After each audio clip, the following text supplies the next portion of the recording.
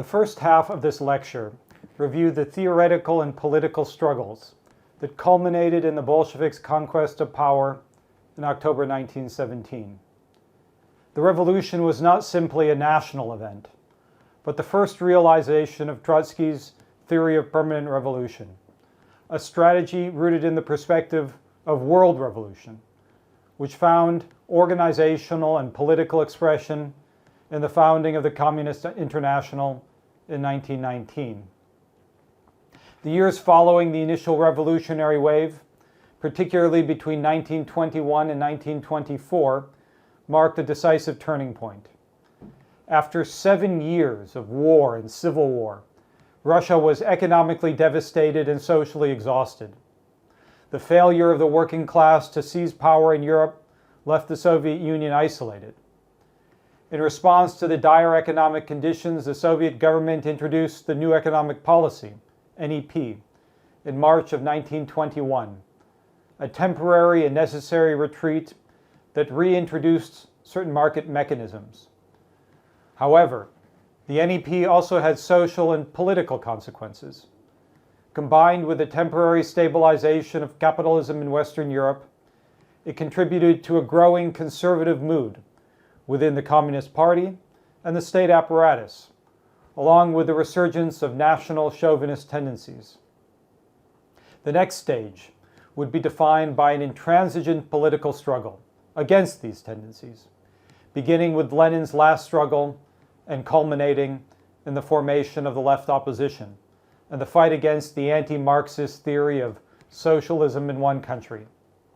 It was in this period that the alliance between Lenin and Trotsky emerged in opposition to the rising bureaucracy.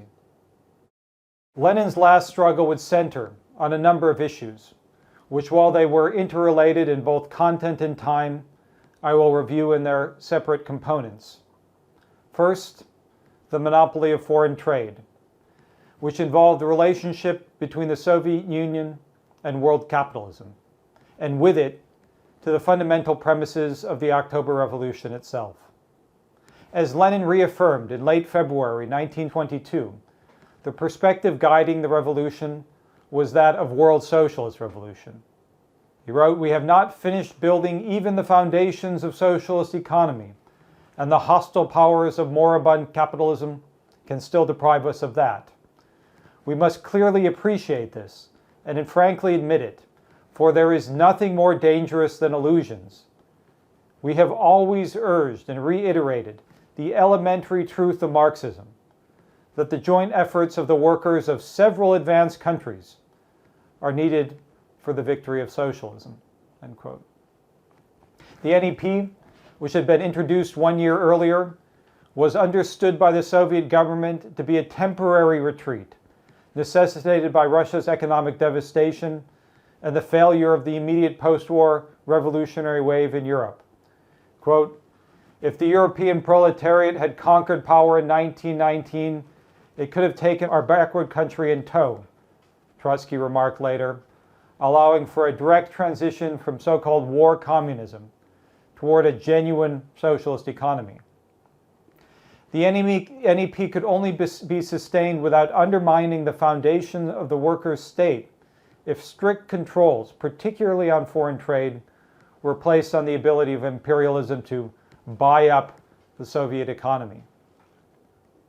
The NEP, however, also created a social basis within Soviet Russia for greater liberalization, which found reflection within the party. By early 1922, pressures were mounting to loosen the monopoly on foreign trade in order to encourage foreign investment and appease sections of the petty bourgeoisie and the better-off peasantry. Lenin reacted forcefully. In a March 3rd letter to Lev Kamenev, he insisted that a breach in the monopoly would allow foreign capital, quote, "already buying up our officials with bribes, to cart out what is left of Russia," end quote. By May 1922, Lenin submitted a motion to the Politburo to reaffirm the monopoly on foreign trade and received at that point the reluctant assent from Stalin, who wrote that while he backed the proposal, quote, "such a weakening of the monopoly is becoming inevitable," end quote. Trotsky supported Lenin's position, and on May 22nd, the Central Committee accepted Lenin's demands. Lenin suffered his first stroke on May 26, 1922. The declining health of the principal leader of the Bolshevik Party coincided with moves to isolate Trotsky. In July 1922, rumors circulated of a proposal to remove Trotsky from the Central Committee, prompting a furious note from Lenin to Kamenev. He called such an act, quote, the height of absurdity, end quote. Then on October 6th, in Lenin's absence due to ill health, the Central Committee adopted another resolution that weakened the monopoly on foreign trade, reversing the decision made just 5 months earlier. Seeing this both as a personal blow and a symptom of political degeneration, Lenin went on the offensive, forming an alliance with Trotsky on this question. Lenin's last public appearance took place at the Fourth Congress of the Communist International in November-December 1922.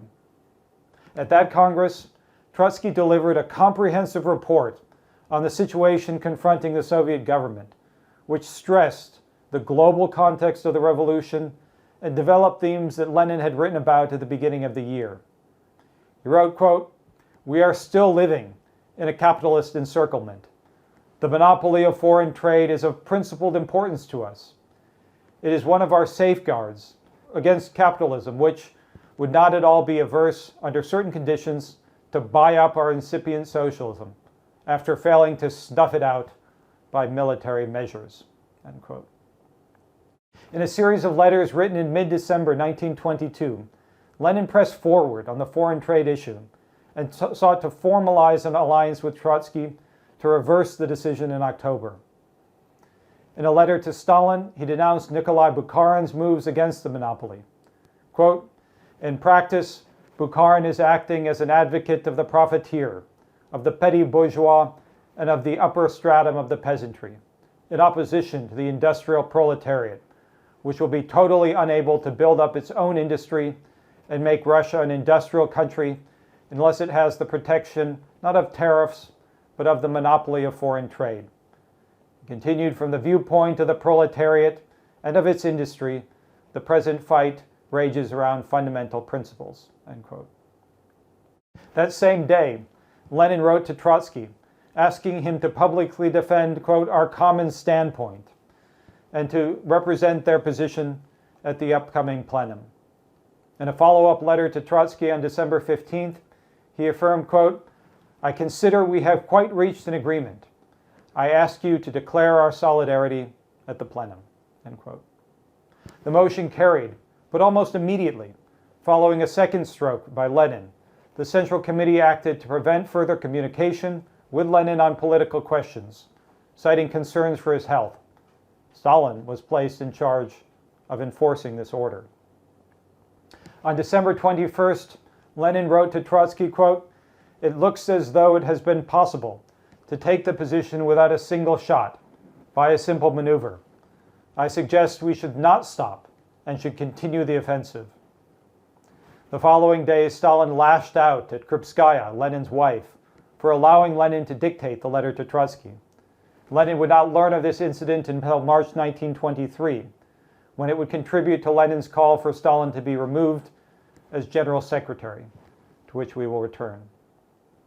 An even more fundamental issue emerged in parallel during the second half of 1922, the fight against the reemergence of Russian nationalism within the leadership of the Bolshevik Party. The Bolshevik Revolution was based on internationalism, not only in its orientation and perspective of world revolution, but in its internal policies toward the oppressed nationalities of the former Tsarist Empire. The October Revolution had pledged self-determination and equality to the oppressed peoples who had long suffered under Tsarist and Great Russian domination. But with the partial stabilization of the Soviet state under the NEP, powerful nationalist pressures began to reassert themselves. A central issue was Stalin's proposal to incorporate the non-Russian republics, Ukraine, Georgia, Azerbaijan, Armenia, and others, into the Russian Soviet Federated Socialist Republic, the RSFSR, under the rubric of autonomization, which effectively reestablished Russian domination. On September 26, 1922, Lenin proposed instead the formation of a Union of Soviet Socialist Republics, the USSR, which would be a federation of equal republics with the formal right of secession. Under Lenin's plan, the RSFSR would be subordinated to the new federal executive bodies, placing all the republics on an equal footing. We have written of the significance of this position more recently, in relationship to Putin's attack on Lenin precisely on this issue. At a meeting of October 6, 1922, the Central Committee adopted a resolution based on Lenin's proposal, the same meeting that had passed the proposal weakening the foreign trade monopoly. In a letter to Kamenev dated October 7th, Lenin declared, quote, "I declare war to the death on dominant national chauvinism. I shall eat it with all my healthy teeth, as soon as I get rid of my accursed bad tooth. It must be absolutely insisted," he continued, "that the Union's Central Executive Committee should be presided over in turn by a Russian, Ukrainian, Georgian, etc. Absolutely," end quote.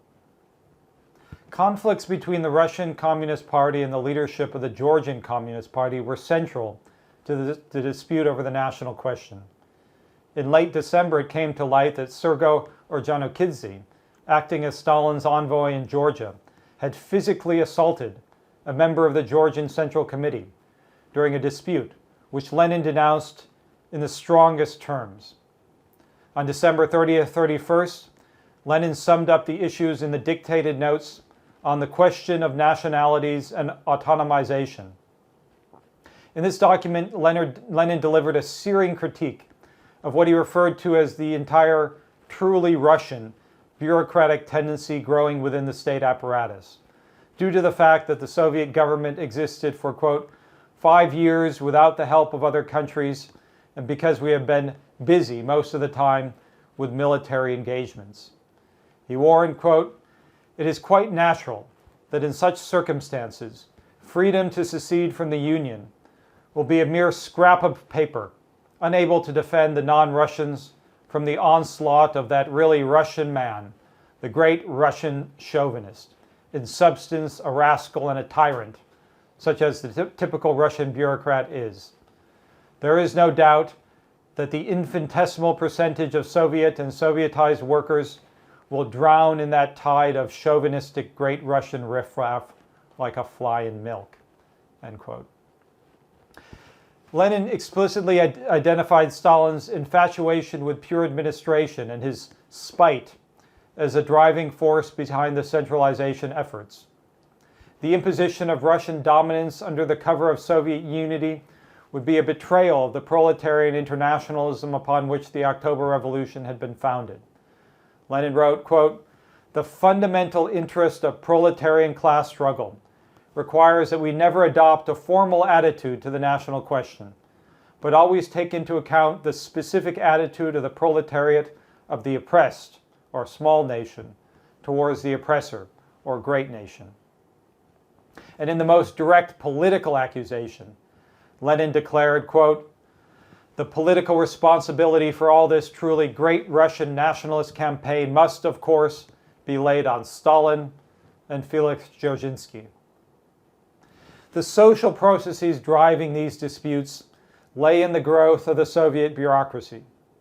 The economic concessions made to the peasantry and petty bourgeois layers under the NEP created a fertile ground for the revival of bourgeois and nationalist sentiments.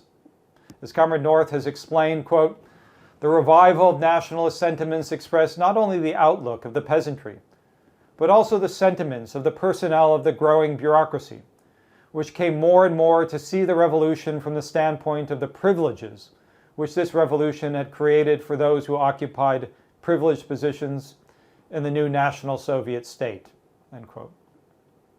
As Trotsky later remarked, the outlook of the bureaucrat was not everything but for the world revolution, something for me too. Lenin himself recognized these dangers with increasing clarity throughout the period we have been reviewing. In his political report to the 11th Party Congress in March 1922, he described the central contradiction facing the Soviet state. Quote, "If we take Moscow with its 4,700 communists in responsible positions, and if we take the huge bureaucratic machine, the gigantic heap, we must ask, who is directing whom? I doubt very much whether it can be truthfully said that the communists are directing the heap. To tell the truth, they are not directing, they are being directed. Have the 4,700 communists come under the influence of an alien culture? True, there may be the impression that the vanquished have a high level of culture, but that is not the case at all. Their culture is miserable, insignificant, but it is still at a higher level than ours." End quote. This warning reflected Lenin's growing awareness that the revolution's cultural and political conquests were being undermined by the very backwardness the Soviet state was seeking to overcome. At the 11th Party Congress of March-April 1922, a seemingly secondary decision was made that would have fatal consequences: the nomination of Stalin to the newly created post of General Secretary. The move was backed by Zinoviev and Kamenev as a counterweight to Trotsky.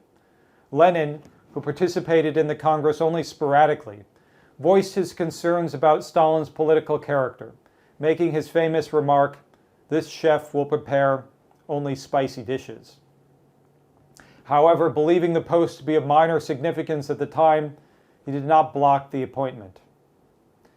A significant episode in the development of the emerging bureaucratic layer came in August 1922 at the 12th Party Congress, which for the first time legalized material privileges for leading party officials. In his analysis of the growth of bureaucratization, historian Vadim Rogovin places central emphasis on this change. He writes, "The conference resolution on the material status of active party workers designated clearly the number of active party workers, 15,325 persons, and introduced a strict hierarchy of their placement into 6 ranks. Due to receive payment according to the highest rank were members of the Central Committee and Central Control Commission, heads of Central Committee departments, the members of the regional bureaus of the Central Committee, and the secretaries of the regional and provincial committees." End quote. Lenin's concerns deepened upon his return to active life in the autumn of 1922 following his first stroke. He now confronted a party and state apparatus increasingly shaped by the influence of Stalin. In early December 1922, as the conflict over the monopoly of foreign trade and the fight against national chauvinism was reaching an apogee, Lenin held what would be his final political discussion with Trotsky. The topic was the fight against the growing bureaucratism in the Soviet apparatus. Trotsky later recounted the conversation in the Stalin School of Falsification. He wrote, "Lenin summoned me to his room in the Kremlin, spoke of the terrible growth of bureaucratism. He proposed to create a special commission of the Central Committee and asked me to take active part in the work.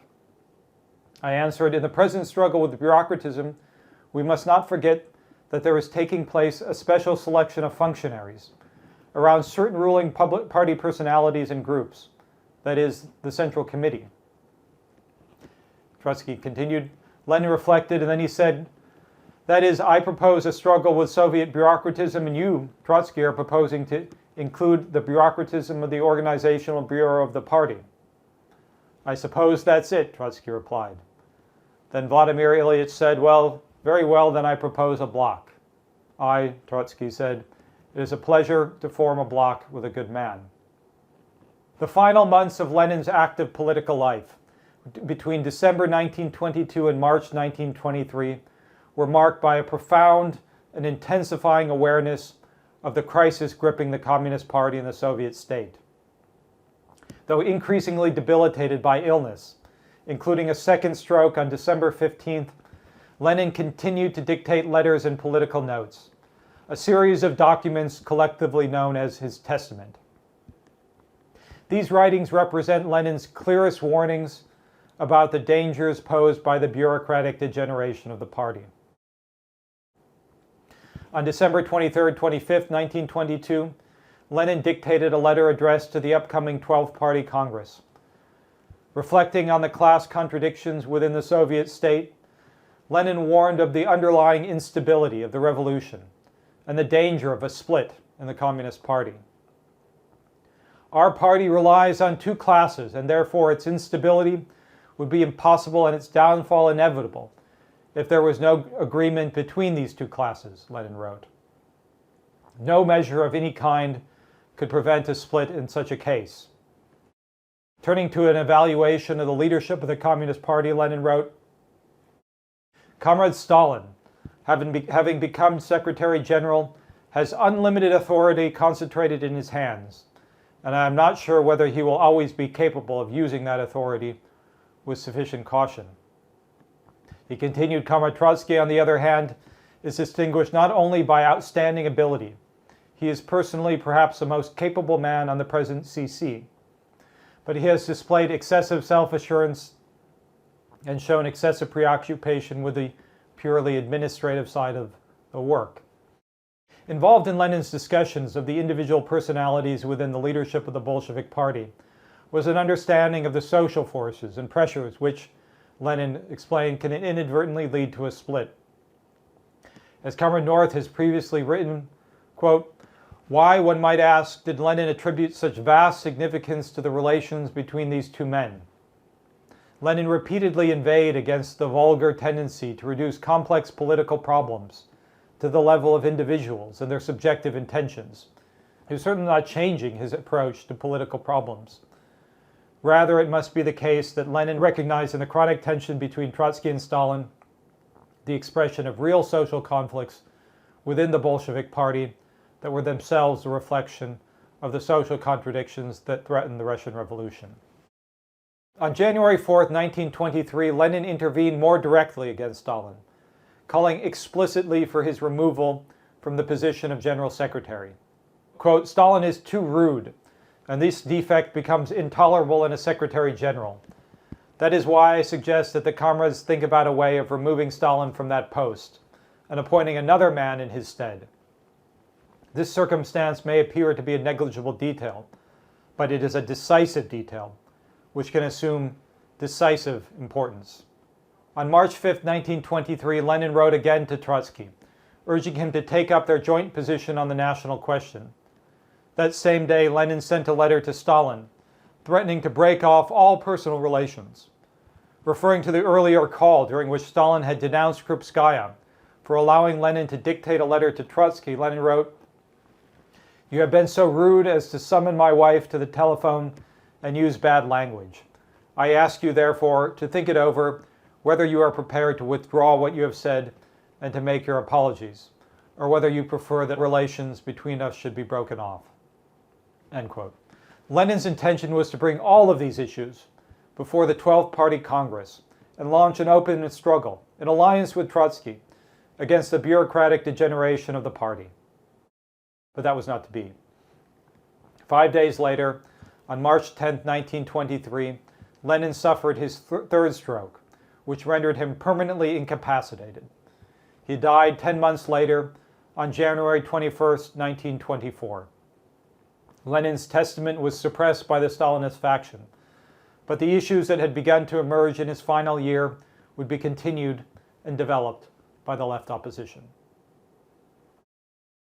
The emergence of the left opposition in 1923 was the conscious political response to the growing bureaucratic degeneration of the Soviet Union.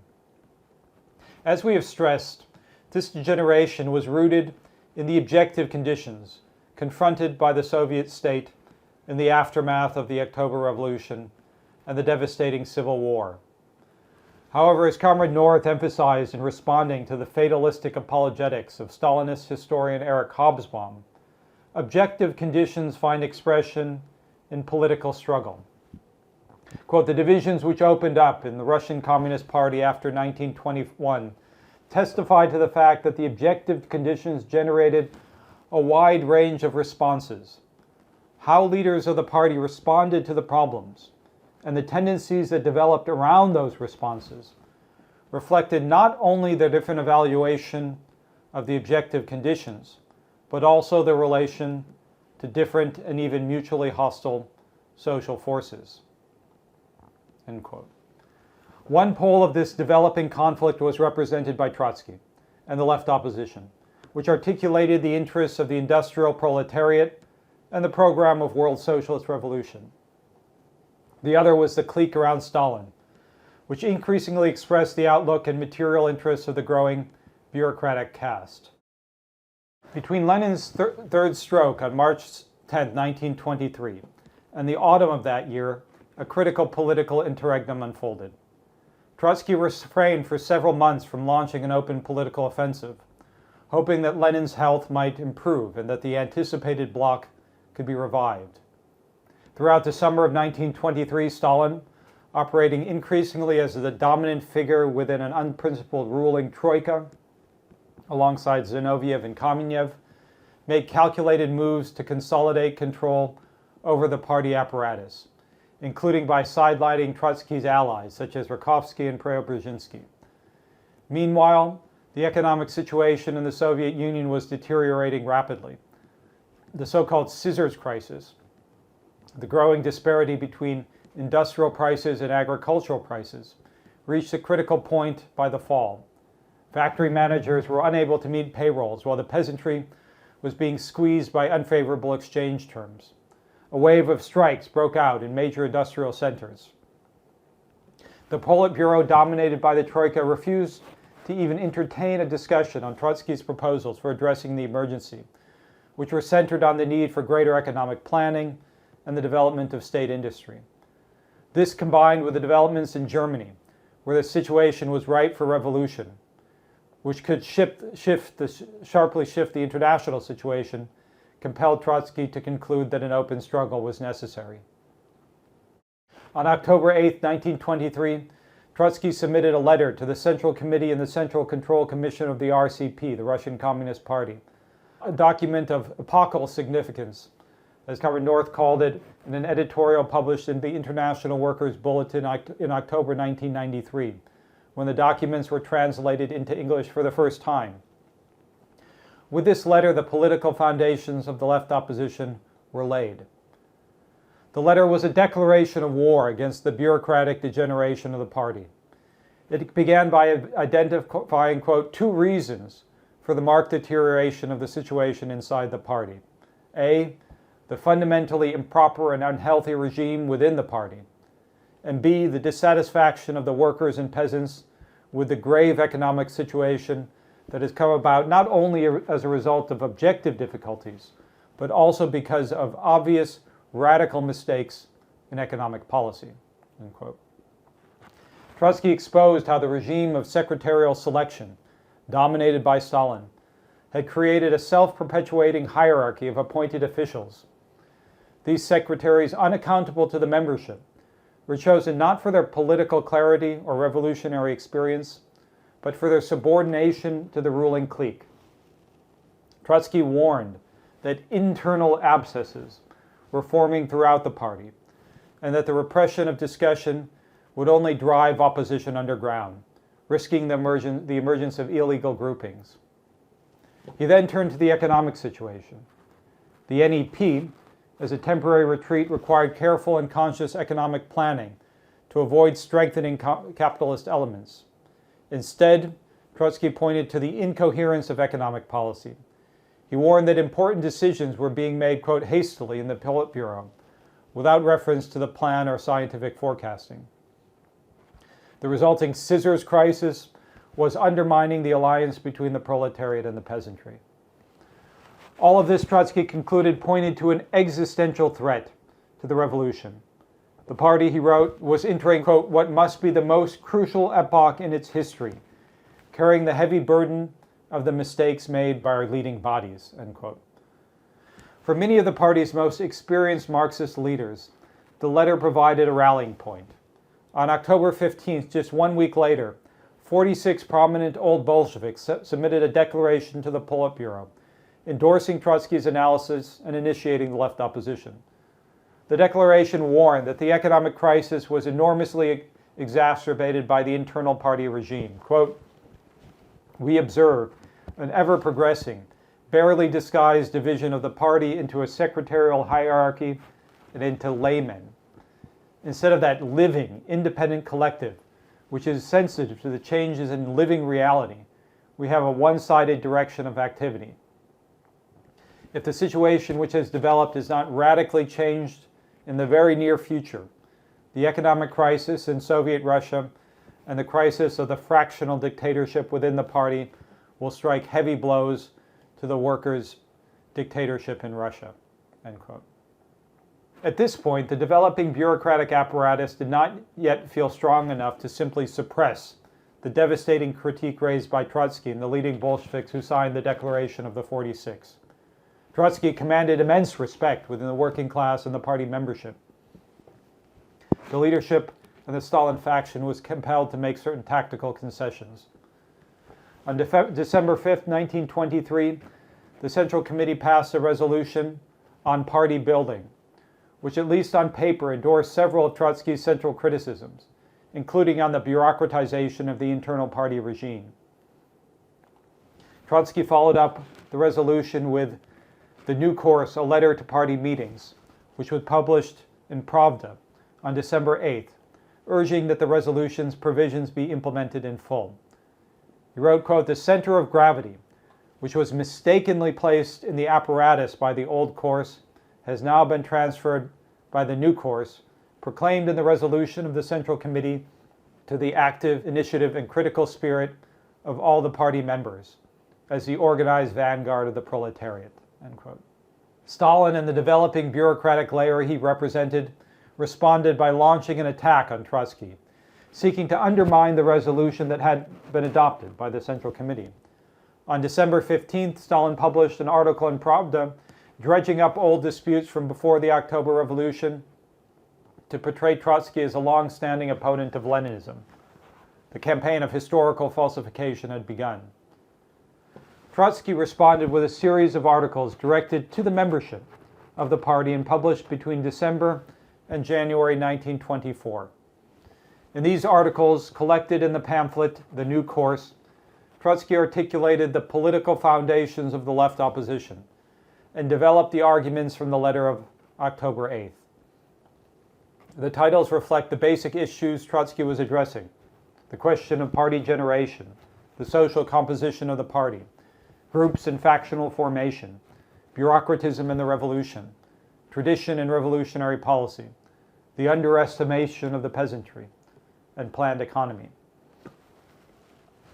Trotsky stressed that the problems confronting the party in an increasingly complex social and economic situation, exacerbated by the isolation of the revolution, could only be resolved through the active involvement of the membership and the elevation of its political level. Quote, "All the previous work of purging the party, the raising of its political education and its theoretical level, and finally the setting up of qualifications for party functionaries, can be crowned only by widening and intensifying the independent activity of the entire party collectively. Such activity is the only serious guarantee against all the dangers connected with the new economic policy and the retarded development of the European Revolution."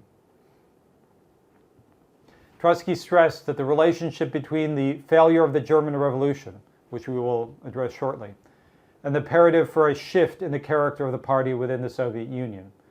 Quote, "The approach of the events in Germany set the party aquiver," he wrote. "Precisely at this moment it appeared with particular sharpness that the party was living, as it were, on two stories. The upper story, where things are decided, and the lower story, where all you do is learn of the decisions." End quote. The shift in the internal regime was postponed as the events in Germany unfolded. Quote, "When it turned out that this showdown was delayed by the force of things, the party put the question of the new course on the order of the day." End quote. While stressing the objective and international factors underlying the perils confronting the Soviet state, Trotsky at the same time emphasized the role of the subjective factor, the response of the party. "History is made by people, but people do not always make history consciously, not even their own," he wrote. "In the last analysis, the question will be resolved by two great factors of international importance: the course of the revolution in Europe and the rapidity of our economic development. But to reject fatalistically all responsibility for these objective factors would be a mistake of the same stripe as to seek guarantees solely in a subjective radicalism inherited from the past. In the same revolutionary situation and in the same international conditions, the party will resist the tendencies of disorganization more or resist them less, to the extent that it is more or less conscious of the danger and that it combats these dangers with more or less vigor." End quote. 1 month later, on January 21st, 1924, Lenin died. At the same time, Stalin and his allies convened the 13th Party Conference and opened up a campaign of denunciation against Trotsky and the left opposition. Simultaneous with these internal conflicts, developments outside the boundaries of the Soviet Union would have immense significance for the future course of political developments, above all the failure of the 1923 German Revolution. The bureaucratization of the Soviet state was both a cause and a consequence of the continued isolation of the world revolution throughout the mid to late 1920s. As the bureaucracy grew in strength, it undermined the Comintern's capacity to carry out a revolutionary policy, which strengthened the nationalist pressures within the Soviet Union. The failure of the German Revolution was a critical turning point. I cannot in the course of this lecture give a detailed review of the events of 1923, which are examined in Comrade Peter Schwartz's excellent essay, The German October, The Mist Revolution of 1923. But it is necessary to give a basic outline to understand the developments that followed. In the summer and fall of 1923, conditions in Germany had reached a boiling point. Hyperinflation rendered the currency worthless, exacerbated by the French occupation of the Ruhr industrial region. Millions were plunged into poverty. A strike wave swept across Germany, culminating in the August 10th general strike that brought down the government of Chancellor Wilhelm Kuno. Meanwhile, reactionary forces were plotting coups and uprisings. It was in this context that the Russian Communist Party's Political Bureau, under Trotsky's urging, adopted a resolution on August 21st instructing the Comintern to prepare for an insurrection in Germany. Arms shipments were ready. Soviet advisors traveled to Germany, and the German Communist Party, the KPD, began forming workers' militias.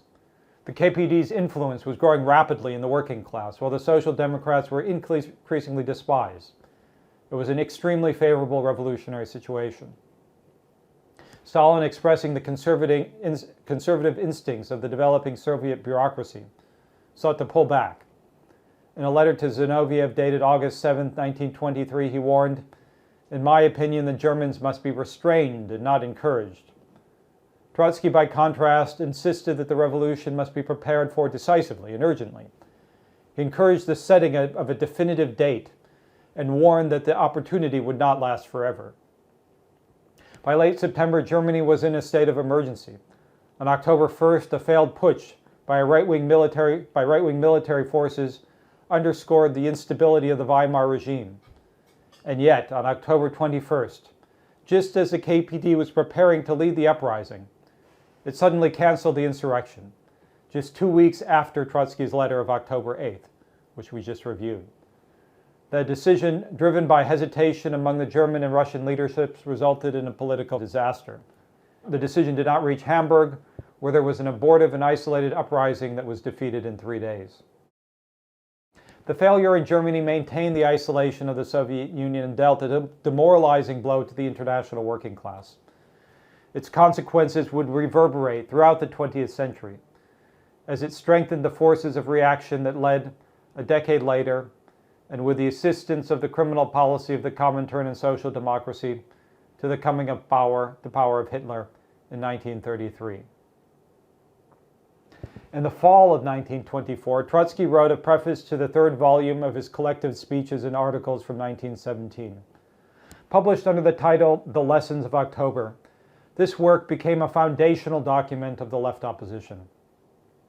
Certain fundamental conceptions animated this document. First, Trotsky understood that in the developing conflict within the party, the education of the working class in the historical experiences of the revolution was imperative.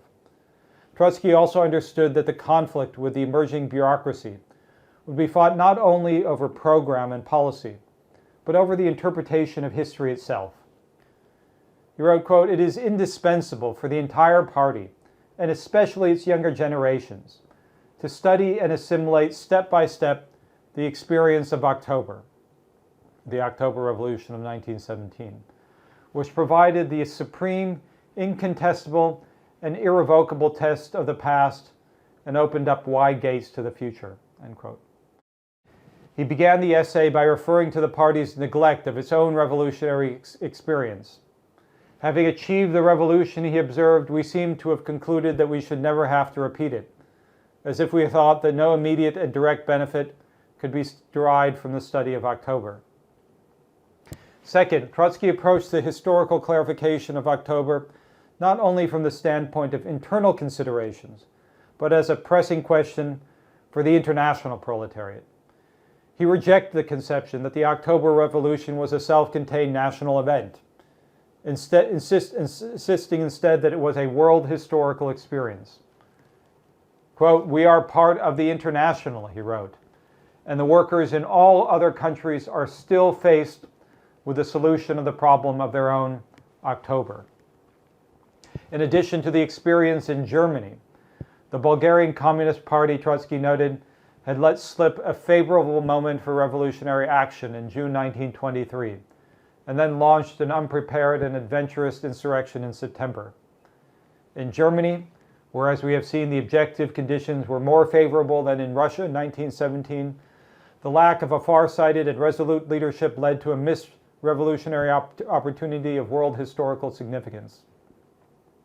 Trotsky insisted, quote, "To be sure, mere study of the October Revolution is not sufficient, but circumstances may arise where all the prerequisites for revolution exist, with the exception of a far-seeing and resolute party leadership grounded in the understanding of the laws and methods of the revolution."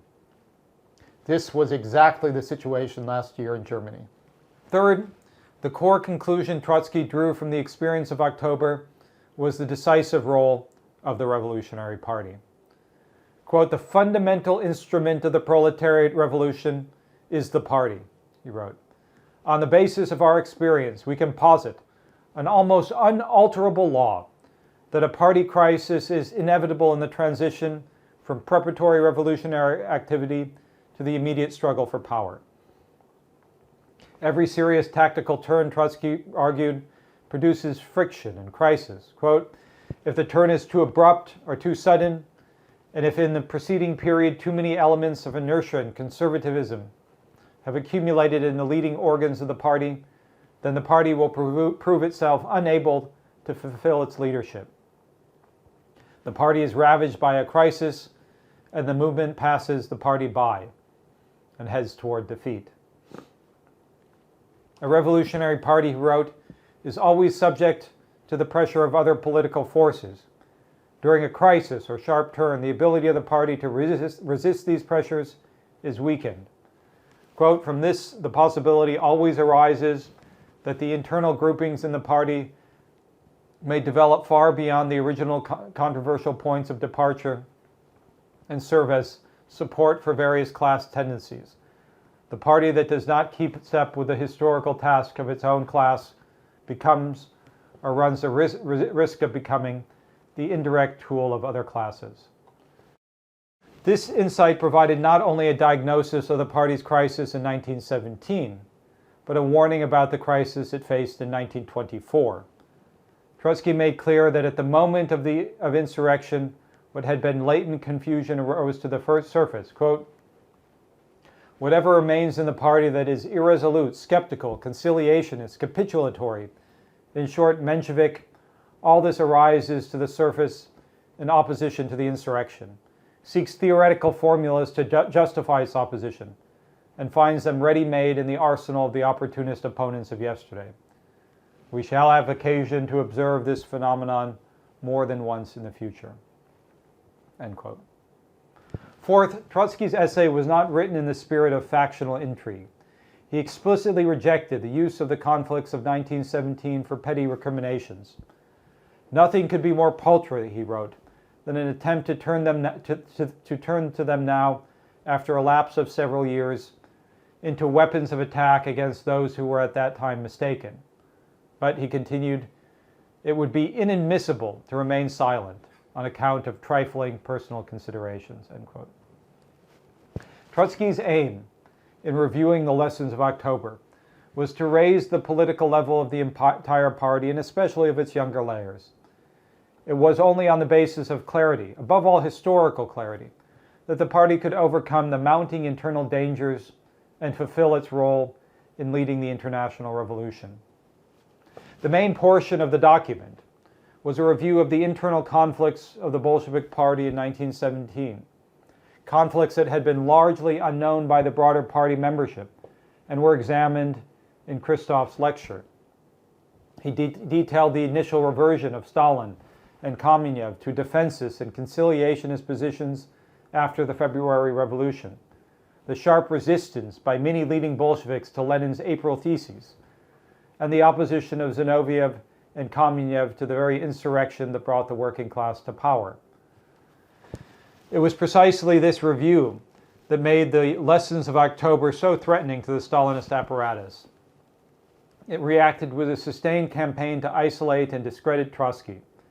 Kamenev, Zinoviev, and Stalin initiated a literary discussion, which was in fact a thoroughly orchestrated ideological campaign of slander and falsification. From this campaign emerged the official mythology of Trotskyism as a distinct and hostile current from Leninism. This was, as Trotsky himself observed ironically, the theory of original sin. That Trotsky had never truly been a Bolshevik, that he underestimated the peasantry, that his political role had been a deviation all along. Stalin also began to falsify the history of October, minimizing Trotsky's central and decisive role in the insurrection and inventing the legend of a practical center supposedly led by Stalin himself. Trotsky's intention was to educate a new generation of revolutionary Marxists inside Russia and internationally on the historical basis of the October Revolution and draw the necessary conclusions to preserve and extend that victory. His central thesis, that the fate of the working class depended upon the question of leadership, remains one of the most critical questions of the lessons of the 20th century. The political and ideological campaign against Trotsky culminated in the fundamental revision of Marxism and a decisive break with the internationalist foundations of Bolshevism, the theory of socialism in one country. Before the end of 1924, no leading Bolshevik questioned the principle that socialism could not be achieved in isolation. Indeed, in early 1924, Stalin himself had acknowledged that, quote, the efforts of one country, particularly of such a peasant country as Russia, are insufficient for the final victory of socialism. Lenin had repeatedly insisted that the survival of the Soviet Republic depended upon the extension of the revolution to the advanced capitalist countries, particularly in Europe. But in December 1924, Stalin reversed course. Along with Bukharin, he now insisted that the proletariat can and must build socialism in one country. Trotsky's theory of permanent revolution, Stalin argued, expressed a, quote, lack of faith in the strength and capacities of our revolution, lack of faith in the strength and the capacity of the Russian proletariat. That is what lies at the root of the theory of permanent revolution.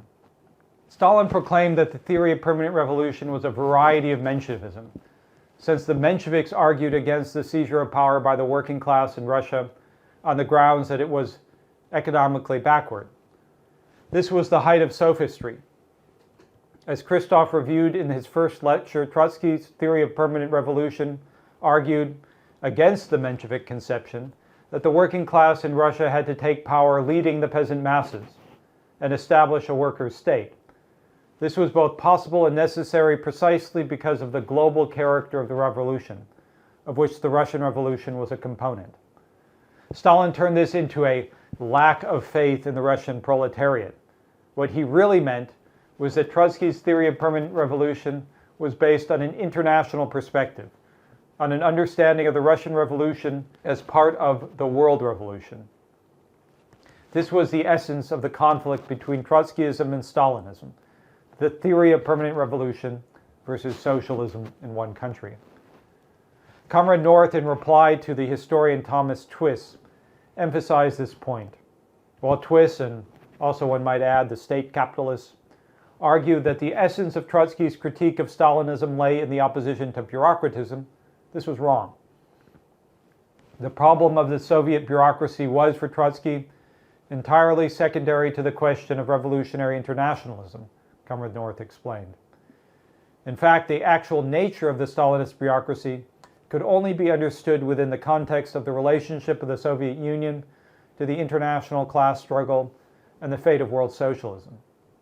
As a tendency that emerged within the Bolshevik Party under conditions of the defeats suffered by the working class in Central and Western Europe in the aftermath of the October Revolution, Stalin represented a nationalist reaction against Marxian internationalism. As Trotsky wrote just 1 year before his assassination, it may be said that the whole of Stalinism, taken on the theoretical plane, grew out of the criticism of the theory of permanent revolution as it was formulated in 1905, end quote. The theory of socialism in one country was formally adopted at the 14th Party Congress in 1925 and became the ideological banner of the rising nationalist bureaucracy. The consequences were catastrophic, as subsequent lectures will demonstrate. Security in the Fourth International and initiating the investigation into Trotsky's assassination necessarily re-examined and advanced the entire history of the Trotskyist movement. The ferocious opposition to this investigation, particularly by the Pavlovites, was rooted in their own political adaptation to Stalinism. That political trajectory culminated in the agent-infested Socialist Workers' Party under Jack Barnes, openly repudiating Trotsky's theory of permanent revolution in 1982. If one conclusion emerges from a review of the origins of the left opposition, it is the unbroken continuity between the perspective that animated the Russian Revolution and the emergence of the struggle, led by Trotsky, against the rising Stalinist bureaucracy. This historical continuity refutes the anti-communist slander that Stalinism was the inevitable outcome of the October Revolution. On the contrary, what Stalinism set out to suppress, through expulsions, through slander, through falsification, and ultimately through political genocide, was the perspective of world socialist revolution, the program of Marxism itself. It was this campaign of murder and assassination that Security in the Fourth International was launched to expose, a campaign through which the lines of historical continuity were preserved and Stalinism and its agents were dealt an extraordinary blow. Moreover, the theory of permanent revolution, which lay at the heart of this entire struggle, has been vindicated by the tragedies and betrayals of the 20th century. It remains the essential theoretical foundation for the political orientation of the working class and youth in the convulsive and revolutionary period now unfolding. Thank you.